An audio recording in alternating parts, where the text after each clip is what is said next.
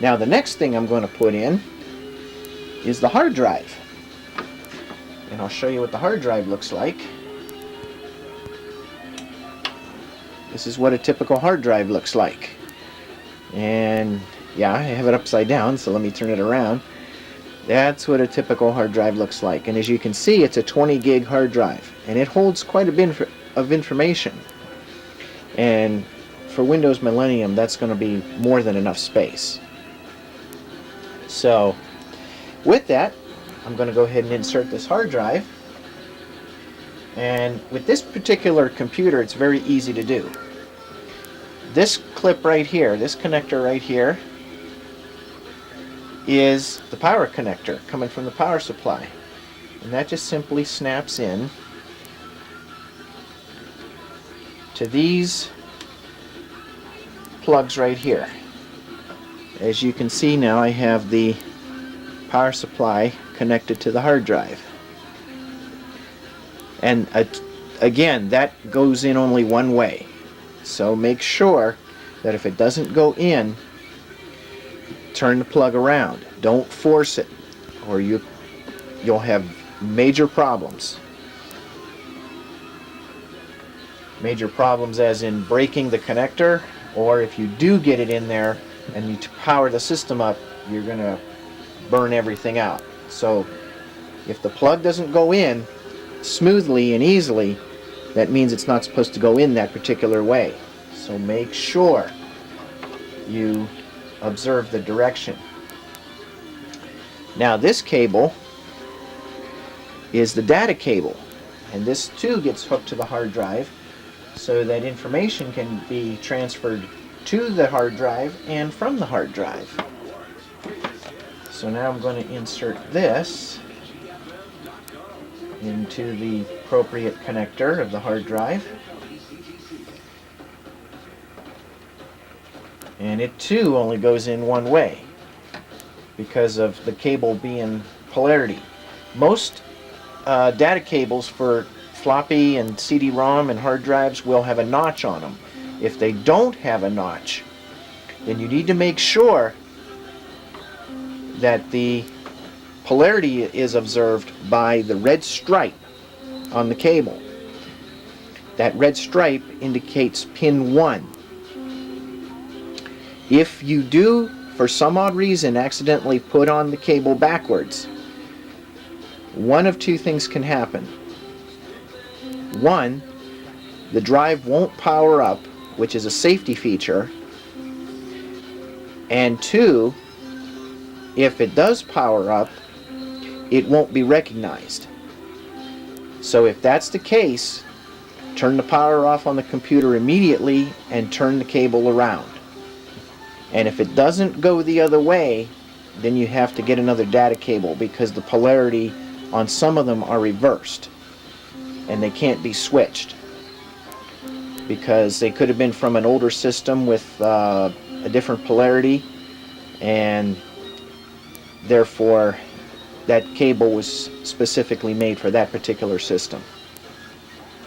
So anyway, we now have the connectors hooked up, and now we're going to simply slip this into the chassis of the computer. And with this type of chassis, there's no screws involved putting in the hard drive. All we got to do is just line up the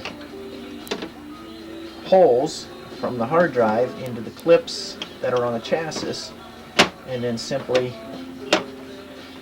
get it in to the slot where it needs to go. And I apologize for getting in the way.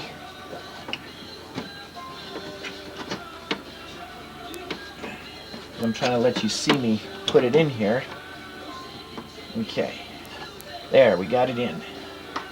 Now we'll fasten the clip, and it's mounted securely. Now let me go ahead and let you take a look at that.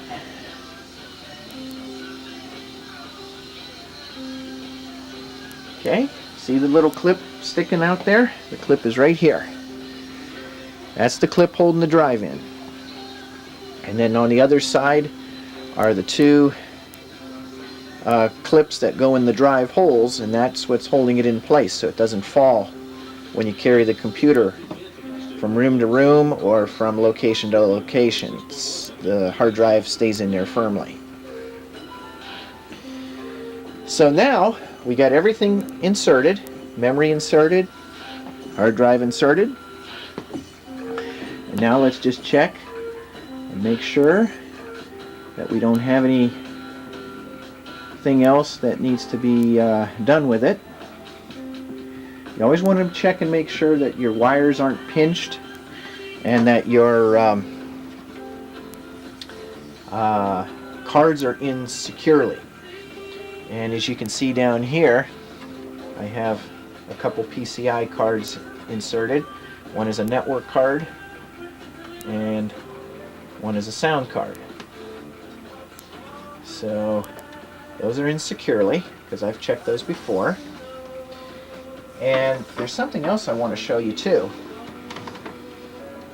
This front plate is just held by the green lever on the top. So if you ever have to take out the CD-ROM drive or the floppy drive, it's very easy to do. I'm just going to push down on the green plate, and this front just comes right off like that. This is the front. Just comes off simply like that. Oh, this also has a zip drive, and what a zip drive is, it's just another format of a removable disk, and it can store up to, say, 200 floppies. So that's a lot of storage space if you ever were unsure about a zip drive. And I'm just going to go ahead and fasten this front back on, just like so. Push the power supply back into place, making sure all cords are in where they need to be. And there we are. The hardware physically is installed. In the next video, I'll show you how to connect up the tower for testing.